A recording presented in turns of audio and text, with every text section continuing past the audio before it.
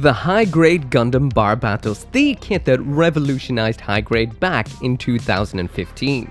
For me, this was one of the first ever serious high-grade Gundam kits, and it really did pave the way for what has come out afterwards, especially the just-released line of the Witch from Mercury kits. Bandai truly broke the mold when it came to the high-grade IBO kits. They gave them full inner frames for the most part, which is and was ridiculous for high-grade kits back then. You then build on the armor, and there isn't really that much plastic inside of the box, but you get such payoff. Now, almost a decade later, they do have some issues that do feel a little bit on the dated side, and I think 5 years ago, for the 5-year anniversary, I did do a video about do they still hold up? And this is kinda like that too, but this is a review, a re-review. Just like I did with the Gundam Atlas, the high-grade Gundam Barbatos to me is a very awesome kit. It's one that solidified my love for the hobby, and one I will always remember with such absolute adoration. Is it perfect? Definitely not, but with a couple of steps you can make this go from fairly bog standard, a bit average, to something pretty cool. So yeah, just like before with one of these reviews, I'm going to be taking a little bit of a deeper look into it in the style that I do my reviews in nowadays, as opposed to those fast-paced, very surface reviews I used to do back when this came out that were absolutely blown out to fuck. So we're going to take a good look at this kit, see why it's awesome, see why it isn't, and what you can do to deal with those isn't aspects. But before we get this box opened up, to check out what inside, this video right here would not have been possible without a sponsor. I am Optimus Prime. Build a 2-foot-tall Optimus Prime with Fan Home. Choose your build-up model, subscribe, and every month you'll receive a package jam-packed with new products and magazines with inspiring content. This collection gives you the chance to build this exclusive version of the legendary Transformer, Optimus Prime. Standing at an eye-watering 2 feet tall, made from ABS and metal, incredibly detailed with light-up eyes. Every month you'll receive new parts with easy-to-follow instructions, as well as magazines deep diving into the movies, cartoons, and of course the awesome toys that inspired it all. In the first package I received enough parts to assemble the Optimus's entire head and some of the torso. The head features incredible detail, an LED unit that you need to wire up for the LED eyes, and best of all, batteries are included. When finished, the head looks fantastic, and the hidden switch round back lights up those eyes. The chest on here features some nice detailing, beautiful paintwork on the metal armor, and some clear parts for the windows. I honestly cannot wait to see what this monster looks like once it's finished. So if you want to know more about Fan Home's Optimus Prime, including all the details, free subscription gifts, the premium illuminated base, and more, then check out that link down there in the description, and don't forget to use my promo code.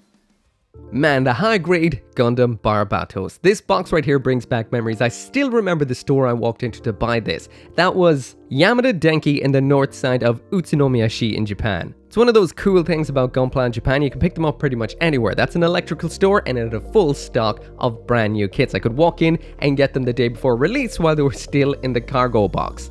That was awesome. As you can see from the sides of the box here, this is pre-translation, so there is no English on this or the instructions, which really isn't too much of an issue because it is a very simple kit. I will also mention that this is a blue label box, which means it is a reissue, so this was not made back in 2015. This would be a more recent re-release and a more recent reprint. When it comes to an Iron-Blooded Orphans kit, there's so little inside of the box that it's actually shocking. It's mainly all frame and armor, and for the most part, that's all you need.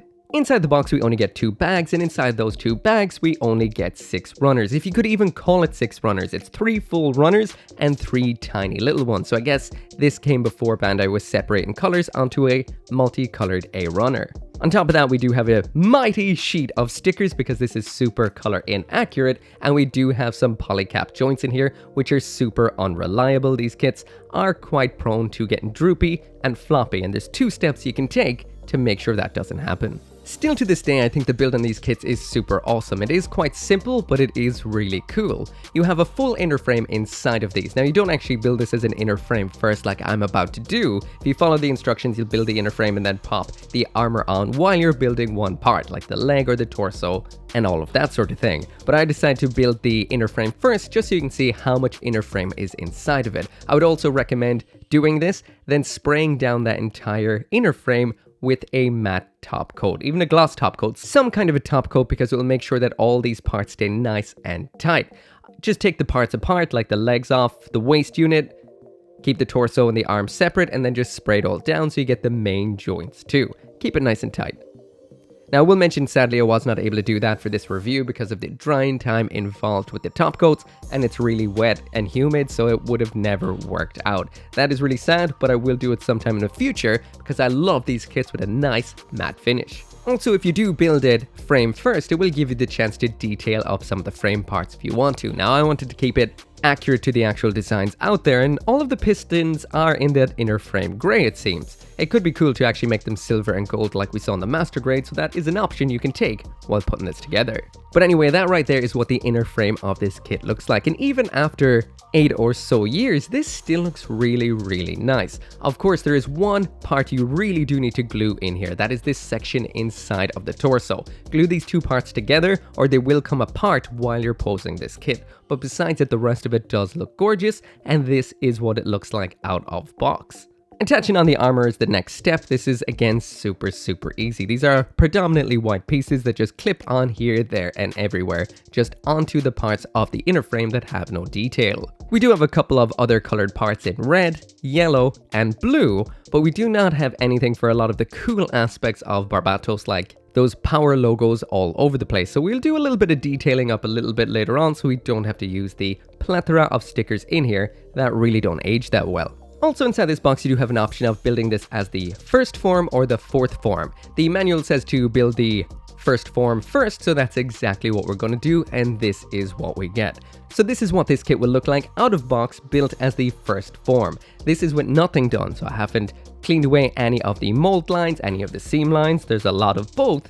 And I have not used any of the stickers either, and there has been no pen lining. So if you're just going to straight build this with a nipper, this is what you're going to get. And honestly, compared to what you'd get from a Witch from Mercury kit built right out of box, this is definitely, well, not quite as impressive. So the next steps in the build for me were just the basics of what I normally do. First off, I did do some panel lining using these panel liners right here. I will throw a link in the description if you do want to get some for yourself. This is a kit that has multiple colors. The only colors I used were the gray in here, as well as the brown on the yellows. These work well, they're nice and fast, and fill in all the panel lines for you super quickly.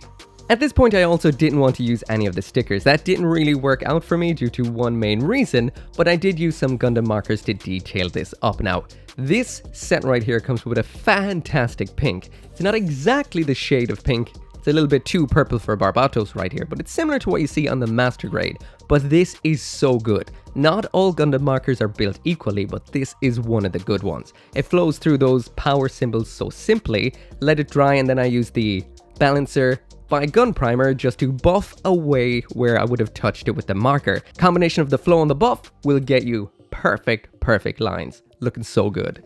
After that, then I did use some other Gundam markers that I forgot aren't the greatest. I did use the standard Gundam Red, a dark gray, and the Gundam White, all of which are a little bit of a pain in the arse. The white was a little bit okay, but the gray just keeps separating, never dried. Then I tried to do it over with some Warhammer paints from Citadel, using some gray on top of that. That did kind of work on some parts, but the problem was the Gundam marker paint underneath just wouldn't dry and kind of screwed it up, so I just ended up throwing the stickers over it in the end, which was a disappointment. But in the end, this right here is what I got. And besides a little bit of matte top coat to finish it all off, this is exactly what I wanted. That, and maybe a Tekkadan logo decal up in the chest, but those are going to have to be done another day.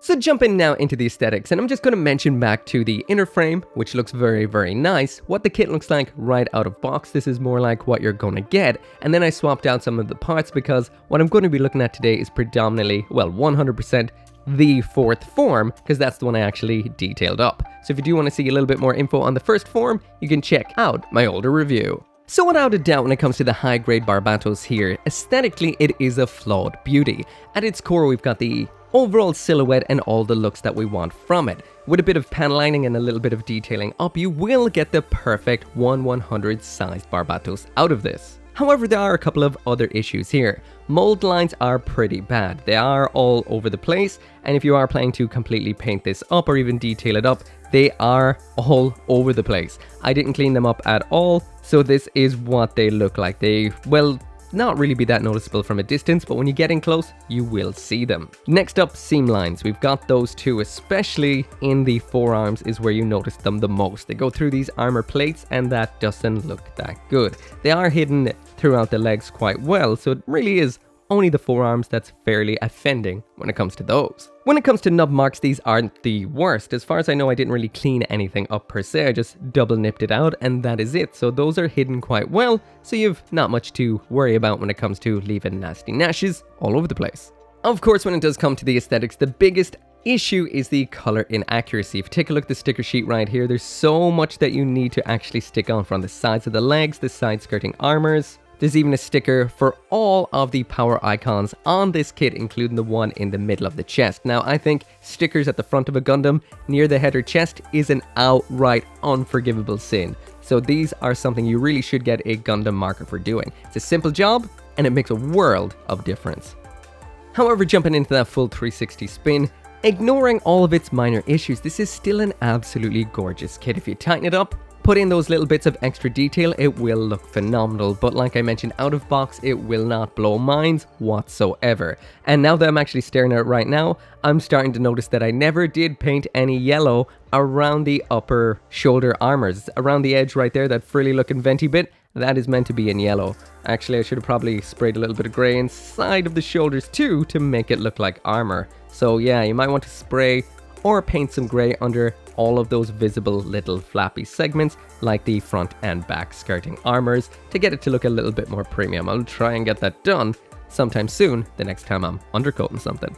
But yeah, the foundation is here, but out of box, it will not look that great, so it's going to need that extra effort. So jumping now into a size comparison, first up there it is beside the high-grade Gundam Ariel from The Witch from Mercury, beside the high-grade Gundam Exia from Gundam 00, beside the high-grade Gundam G Self from Reconquista in G, and beside the high-grade Freedom Gundam from Gundam Seed. Now jumping into the aesthetics, and here's absolutely everything that comes inside of the box with the high-grade Gundam Barbatos. Now what we get in here, weapons-wise, is the big ol' mace, we've got the longsword, 4 adapters for using around on the backpack, and we do have an alternate arm in here, which is all it takes to convert the 4th form into the 1st form. Just like we would have seen a little while ago.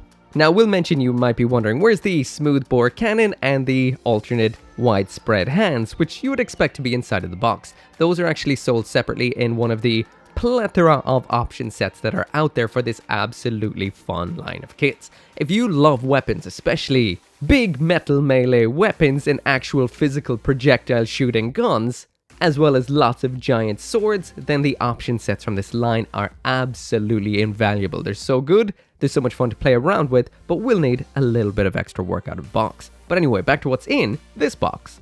So like I mentioned, when it comes to the hands, we only have the standard holding hands in here. So if you are going to be holding the mace in 2 hands, then it will look pretty fine. Besides that though, it does look a little bit awkward standing there with big old square holes in its hands. But like I mentioned, they are available sold separately, so it isn't the worst. Not the best, but isn't the worst. In here we also do have this arm right here, which is the arm for using with the Barbatos 1st form, which has that little armored segment around back and around side too. It is nice that you can build 2 variants of the Barbatos from this kit, but this does have a massive seam line just down the middle, like we would have seen with the other arms too. I will also mention that the shield section on this is not color accurate, it should be in a light blue, not the grey that we're seeing here. But without a doubt, a really cool addition and a really cool option, and this is what it looks like with that arm attached, the shoulders off, and as far as I know, and if I recall correctly, this is also used in Barbatos' 2nd form. When it comes to main mobile suits from the multiple Gundam universes,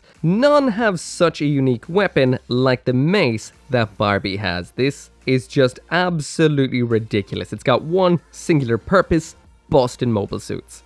There is a little bit of a cost-cutting maneuver by Bandai right here. That is this tiny little hollow section in the shaft you can see from some angles, but not from all. Along the length of the shaft, you've got these little squared off sections. These are for holding it in the hand to make sure that this doesn't rotate. So that's a cool design. Popping it into the hand is the usual routine. It just slides on in just like so. And like I mentioned, those little segments there are kind of almost like locking mechanisms so it won't rotate in the hand. Ooh. Don't worry, he's fine. He withstood the fall. From what I've seen with this particular line of kits, and I've gotten pretty much every single one of them since release, all I can say is whether or not your Barbie can hold up the mace or not seems to be down to dumb luck. The polycaps with these kits seem to be a bit of a roll of the dice, because some are absolutely rock solid and some are a little bit funky. Like, I built 2 versions of the exact same kit, which is the Astaroth, just so I could kind of build 2 symmetrical versions of it. One set of polycaps, rock solid. The other set were absolute arse. So it's a little bit funny. Definitely pull all the limbs apart and the torso and the head, and make sure to top coat all of those joints connecting stuff like the shoulder, wrists, hips, etc. to make sure it stays rock solid. If you've no top coat, paint them. So when the mace is attached, getting this into poses is quite simple. Now, we'll mention if you do have a loose one of these, that won't be the case, so make sure to tighten it up. I say it over and over and over again for a reason. This to make sure your kits withstand the test of time and stay strong. So I haven't done it with mine right here, so these are the joints right out of the box, and not a bit of issue here. Easy to pose and looks absolutely fantastic dual wielding. No drop, no droop, and it doesn't spin in the hands thanks to those cool squared off handle segments at the perfect points for grabbage. When this is not in use, we do have some cool storage options in here, or should I say a storage option. In order to do that, we just flip them around back. There's some 3mm hole segments in the backpack. Take one of the adapters we have in here, shove it into that hole, and then you can clip on the mace just like so. Nice and tight. Now, we'll mention, looking at this right here, it's all in the one shade of a kind of a brownish gray. If you actually check out the manual, that is only the color of the shaft segments. This should be in a kind of blue hue, kind of a bluish gray. So if you do want this to be accurate too, you're going to have to bust out the paints like pretty much everything with this kit. A lot of color accuracy woes. Next up in here, we've got the long blade. Now, this is a very simple weapon. It's just one piece of plastic, but it does have a nice sculpt, most definitely. This, besides a couple of little details on it, seems to be fairly color accurate. We do have some nice detailing down towards the hilt segment. Attaching this is a little bit more involved than the actual mace. Can't just shove it down to the hand. You need to do the sandwich maneuver by plucking off the back of the hand, being one bread, slapping this like the ham into that gray section of the hand, which is the other bread, and sticking the top bread back on, sandwich style. This holds on very well, and this isn't going to be going anywhere on you. So in the manual, Barbie is jumping while using this, so why not? Let's get him onto a stand. I always recommend these right here. These are Good Smile Company's Simple Stand. And just like their name suggests, these are super simple. You just pluck open the top of the bag. It's not a box. Open it up like so. You get 3 of these in a pack. I think they're around $12 or €12, which is such a steal. And they're pretty much like what you see with Figma bases. The stand is pretty much almost identical. Good and strong, will hold a high grade, no issue. They're not as awkward to kind of get into the right angle as Bandai's offerings, and they're just plain awesome. And hey, at 3 for $12, you really cannot go wrong. I absolutely adore these things. These are one of the greatest inventions in the hobby industry. Stick that then into the old Barbie booty hole. Bish, bash, bush, into a bit of a pose, and that just looks awesome. There's, what can I say, Barbie with that long sword? I almost dare say it's cooler than the mace. So just like we would have seen with the mace, when you do want to actually store this, you just pop it off the same way. Again, a little bit more involved. You have to pop off the back of the hand, out with the oh, I never said mace. Sword, pop this back on, and this can be stored around back. So I'm gonna attach on the second one of these. Well, I think he wants to stay the first form. Now, we do have 2 more adapters in here, and these are the final accessories. We've got a long one and a short one. According to the instructions, the long one seems to be for using with the smooth bore gun, so I'm going to grab the smaller one. This is for that extension gimmick Barbatos' backpack has, with a bunch of pistons in there to allow the stored weapons to be brought round to the front. We've got 2 sockets in the back here where you can pop it into. I'm going to pop it into the bottom one, and then you pop it into one of 2 sockets on the part we just removed. This then allows you to display Barbie sending his weapon towards his hand. It's not a smooth motion without a shadow of a doubt. It's quite a bit of a parts formation, but it is quite simple, and this is what you get in the end. So it does kind of work more so just for a display rather than a fun, cool gimmick to play around with. So that's what it looks like. It can reach the hand. It would look a lot better if we did have a widespread hand looking like it was ready to grab onto it, but you get the gist of what it does. It does it, and it does it all right. So finally now onto the articulation, and as usual the kind of comment on the build strength of this kit. So as I'm wiggling it right now, it's not really doing anything because I guess I rolled the dice and got lucky and got one of these kits that is quite strong out of box. I haven't done anything at all to reinforce the joints. Now these go from either being like this, to being quite loose, to being essentially so loose you could tie puppet strings to their feet and to their arms and dance them around like marionettes. Also, the kind of design of the limbs means that Archimedes really isn't your friend here because you are putting a lot of pressure on some joints with the leverage from these kind of long, narrow limbs. But anyway, let's try out the usual pose. So when it does come to pulling off this pose right here, this does a lot better than I remember. Sure, the limbs can be a little bit awkward, long towards the lower legs and lower arms. There isn't really as much ab crunch as you'd expect with something with next to nothing for an abs section, but all in all it does work out a lot better than the sum of its parts in the end, and this pulls this off quite well. Well, it doesn't have the greatest articulation around, but it does have some great articulation in a lot of areas. This gets down low in a lunge, has bending toes, feet pivot for days, it can throw its arms right up into the air. That frame has a lot going on. Again, the only real limitation here, funnily enough, is the ab crunch being a little bit weak. Besides that though, it does everything incredibly well. I am re-impressed by this kit and its posability. I thought it was a whole lot less, but it isn't. This is really good. If, and only if, it holds together for you. So anyway, that right there is it for the review, and I'm giving this kit right here gold tier. Now I am shocked. I always thought because I was fanboying over these kits back when they came out because they broke the mold so much and I loved the show. Actually, this came out before the show, but I still loved it. And that's why I thought I said they were so good. But this really stands up. Literally, it's not giving me any of the issues that I thought I'd be getting from it. I haven't fixed any of the joints on this, and it isn't being loose. That doesn't say that it won't over time, but this is doing so well. Going through the list aesthetically, this looks phenomenal. The aesthetics is definitely its weakest aspect. You've got a lot of mold lines to clean up, seam lines if you want to close them up, and the color inaccuracies are off the charts. However, with 3 colors, maybe you can fix this up oh so perfectly. The accessories in here are really nice. Of course, would have been nice to see some more like the hands and the smooth bore, but you can get those separately, and the low price point on this particular kit really does make it seem like it's not so bad. What we do get in here is quite cool, and the option of first or fourth form. Finally then, when it does come to the build strength, this shocked me because I expected it to be weak like some kits later on are, and if yours is, just top coat the entire frame and you'll never have any problems, and glue that one part inside the chest. However, I always review a kit on the one I have in my hands, and this one is holding up and giving me no issues. Sure, its head popped off a bit, but that happens to me all the time. It could totally destroy the pose, and what can I say? I am re-impressed by the high-grade Barbie right here. So, if you are thinking of getting one for yourself, I have put this through the ringer, and it still holds up quite well. The inner frame, the nice detail, you will need to paint some details, but what you get in the end looks phenomenal. As always, thank you so much for watching. Thank you so much to FanHome for sponsoring this video. And of course, thanks to you for watching it, and I will see you next time. As always, this video right here would not have been possible without each and every single one of you guys who watches my videos, and all of these awesome people right here who help out on the channel memberships and over on Patreon, including 10 Soldier YT, Abraxas, Caleb Engelhart, Dashel Marmion, Golel Rockstar, Joe, Lauren Seahack, or G95061, 10 Soldier YT again, and Van Fawn.